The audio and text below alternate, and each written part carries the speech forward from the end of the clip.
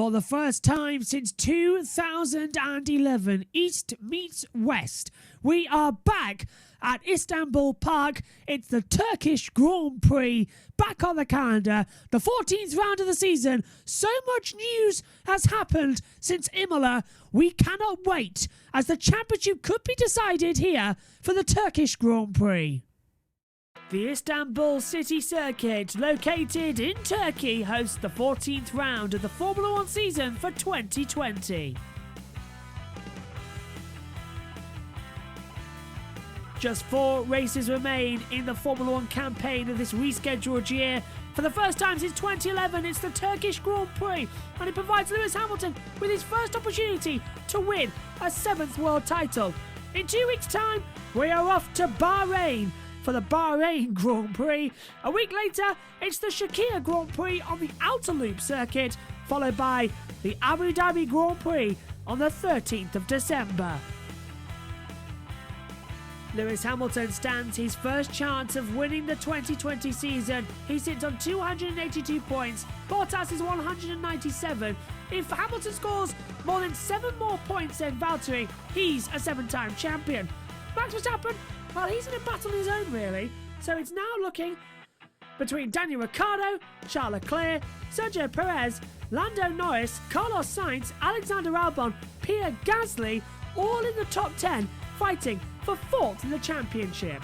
On the second page, well, it's then we see Lance Stroll still in the fight with Gasly, just a little bit further behind. Ocon really in 12th place, languishing on his own. And then Danny Kvyat is 13th, and in his worst season in Formula 1, Sebastian Vettel is down in 14th place with just 18 points. Nico Hülkenberg, though, still 15th on 10. 4 points apiece for the Alfa Romeo boys. Raikkonen ahead of Giovinazzi, 2 for Grosjean, 1 for Magnussen, and sadly no points on the board for Williams of Latifi or Russell. In the Constructors' Championship, Mercedes have done it. They were crowned as 7 times champion last time out at Imola. And now Red Bull, well, they've secured in 2nd place, but it's the battle for 3rd. Renault, McLaren, Racing Point, all within a point of each other. The race there is hotting up. Renault 135, McLaren, Racing Point 134. Ferrari is 6th. Yes, 6th on 103. AlphaTauri 89, 8 points for Alfa Romeo, 3 points for Haas, and no points on the board for Williams. For the first time since 2011, it is the Turkish Grand Prix at Istanbul Park, and we cannot wait to get going. Welcome to the preview show.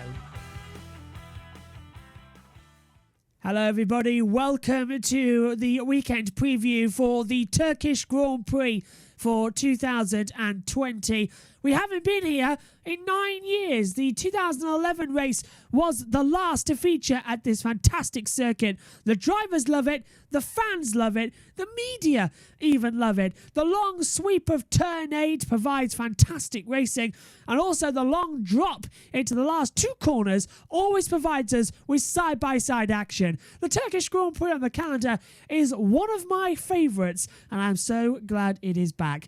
Let's take a look on board then with Lap Attack, and believe it or not, we do actually have it, but we're harking back to the previous generation of consoles just before the PlayStation 5 comes out. We're going back to PS3 and Xbox 360. On the F1 2011 game of Codemasters, we're on board with the RB5 for Sebastian Vettel's car.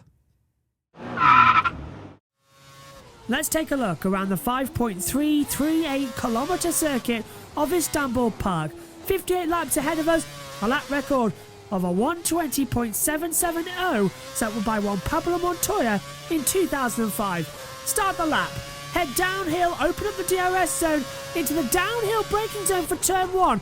Be careful not to let the car go too deep, but you can pick up a very late apex as you hurtle uphill through 2 into the uphill heavier braking zone into turn 3. Banked part of the circuit, you immediately drop down the hill to turn 4. A sharp 90-degree right-hander into the 90-degree left at turn 5 and 6. Open up the kinetic energy system on the car as you launch uphill towards turn 7 before the fearless triple apex of turn 8. The drivers say this one is really going to be felt on the necks. 3 times left, left and left again, all by trying to keep at full throttle at over nearly 200 miles an hour in a 2020 car. Drop down the hill, another 90 left, into the braking zone at turn 9 and turn 10, back up towards the second DRS detection point on the track at turn number 11. Now run all the way uphill with the DRS open into the braking zone of turn 12. Scene, of course, of Red Bull making their famous 1-2 crash in 2010. Hard on the brakes and overtaking opportunity here before the quick kink into turn 13 and the last corner turn 14. Hug the inside curb, open up the DRS once again and fire it to a line. That is a lap of the Istanbul Park circuit here for the Turkish Grand Prix. A fantastic circuit, let me tell you. I've got to thank a couple of people for helping me make that lap attack possible this weekend. Thank you so much, because we were really throwing around trying to find anything with the Istanbul Park, and F1 2011, the last game to have it, was the only one that we had our hands on, and it was on the Xbox 360 and we lost the controller. So thank you to everybody for making that possible this weekend. And finally we did bring you a lap attack. It was touch and go, but it is a fantastic circuit, this place. But we must dive into the weekend, and we start off with news of the 2021 Formula One race calendar. It has been announced, and it looks to be the traditional start time of Australia, this time on March the 21st, going forward as well. But there is a few new surprises on the calendar, as I'm sure you can see.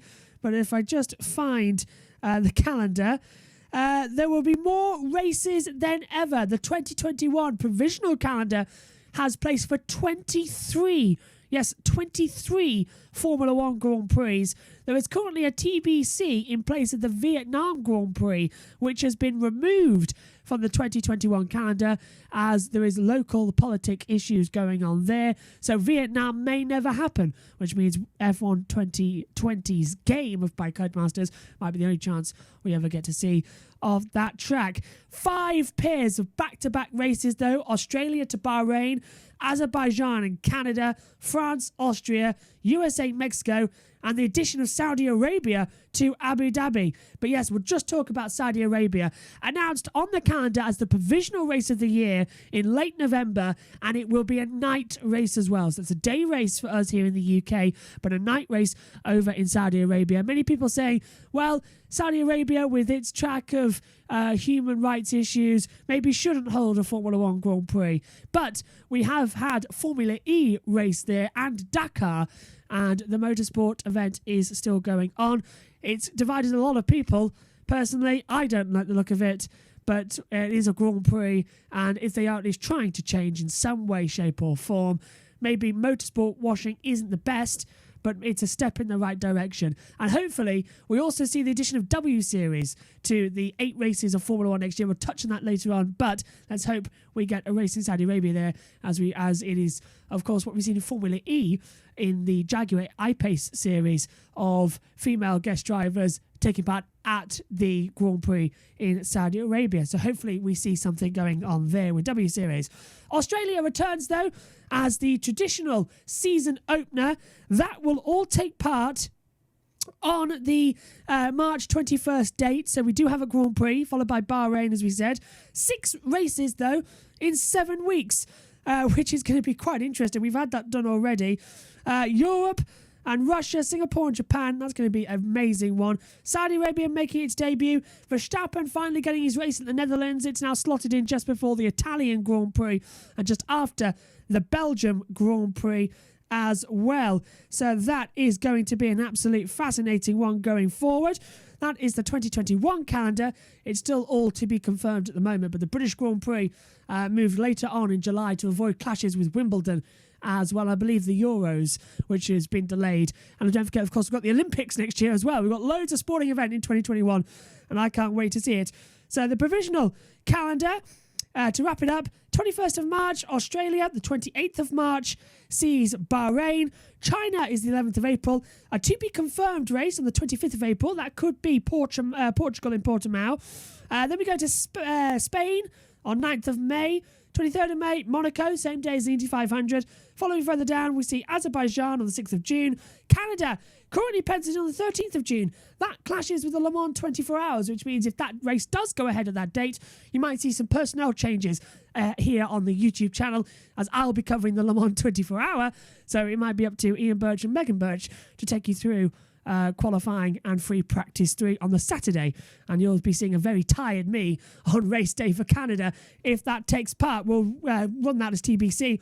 That is scheduled to change though. It's running back to back with the French Grand Prix as well on the 27th of June, 4th of July for Austria, 18th of July for the British Grand Prix at Silverstone, August the 1st is Hungary, 29th is Belgium, Netherlands on the 5th of September, and a week later we head off to Monza.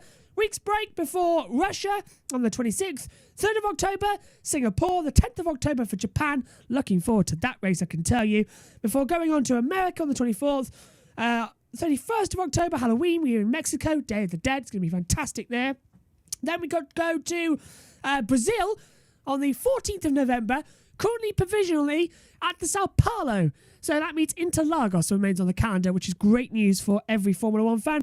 Saudi Arabia in Jeddah on the 28th of November, and the season ends on the 5th of December in Abu Dhabi, making it one of the longest Formula One seasons in history at 23 races, which is interesting going forward. Going on, well, coming more into this weekend as well, Mick Schumacher racing under another name when he was younger. We already knew that, but coming into, he looks like he will get that drive with Haas in 2021. That looks almost to be confirmed. Whoever goes alongside him, that is the question. Moving further down as well, W Series, it was announced, will take part at 8 Formula One Grand Prix venues next season in 2021. It'll run alongside either the Formula 2 or the Formula 3 race series, as Formula 2 and Formula 3 have now divided when they're at the tracks. They will only race one at a time, not together on the F1 schedule, to try and cut down costs. Acting Williams boss Simon Roberts is missing the Turkish Grand Prix after he sadly tested positive for the COVID-19 virus coming into the weekend. That we wish him the speediest of recoveries, and hopefully he has no symptoms and just is asymptomatic and he can get back as soon as possible. Going on forward, Juri Vips has been handed the Red Bull and AlphaTauri reserve driver duties here at the Turkish Grand Prix after just getting his super license. There's rumour though he could be put in the car for free practice 1 tomorrow to make sure he's shipshape ready to go. Hamilton could win his 7th title this weekend, and we'll keep you informed with it throughout all of the weekend as well. And this is all he needs to do. If Bottas finishes first, Hamilton must then clinch the title in Bahrain in the first race. But if Bottas is second, Hamilton needs 5th or fastest lap for 4th. If Bottas is third and fastest lap, Hamilton needs 5th. If Bottas is third, Hamilton needs 6th. 4th, Hamilton needs 8th and fastest lap or 7th. If Bottas is 5th and fastest lap, Hamilton needs 8th. If Bottas is 5th, Hamilton needs 9th and fastest lap or 8th. And going forward, Bottas 6th and fastest lap, Hamilton needs 9th. 6th for Bottas, Hamilton needs best of 10th. That's just 1 point. But if Bottas finishes the race 7th or lower, Hamilton wins the title fair and square. It looks likely. Basically, he just needs more than 7 points over Bottas over the course of the weekend, and he is champion. We'll give you the full rundown as we go. So don't worry, you will not miss a thing. We are live all weekend once again. Ian Birch joins me in the commentary box tomorrow. Megan joins me for free practice 3. We're all together for qualifying and the race Saturday and Sunday as well. Going into this weekend as well, McLaren Baron Ricciardo says he owes Renault intensity and loyalty as well, as he fights for P3 in the Constructors' Championship after having another podium last time out at the Imola Grand Prix for Emilia Romagna. And of course, Mercedes have already won the Constructors' Championship, meaning they've won 7 in a row. So it now looks more likely that it's between Bottas and Hamilton for the title, and it looks more likely Hamilton will take the title this weekend here in Turkey. Your coverage details: slightly earlier times, I'm afraid. We'll be on air tomorrow at 7:50 UK time AM for the first practice session and 11:50 for free practice 2. Your Friday practice review comes your way at around about 8 o'clock in the evening as well. And that is all the things we can give you at the moment because the times are still shifting around as well. I think it's 8:50 for practice 3 and qualifying is around about 12 o'clock, so we'll be on air 11:45 going forward. And the race, of course, on Sunday, you can join us on air at 9:30 UK time, lights out at 10:10 AM UK time. And also don't forget, it's the final of the British Touring Cars this weekend at Brands Hatch. Live coverage will be on ITV4 as well. So, coming into this weekend, we see Lewis Hamilton possibly winning a title. And boy, does he have form here. Yes, he's won the race already back in 2010, but in his GP2 days, he had a massive fight back after an early spin down at turn 4. He fought all the way back up to second place. This is where we first saw Hamilton had his absolute dominance in a racing car. Is this the venue to see him crowned a 7-time world champion and become the greatest of all time? Well, time will tell. Join us here on YouTube throughout this weekend for all of the watch-along action. Bye for now.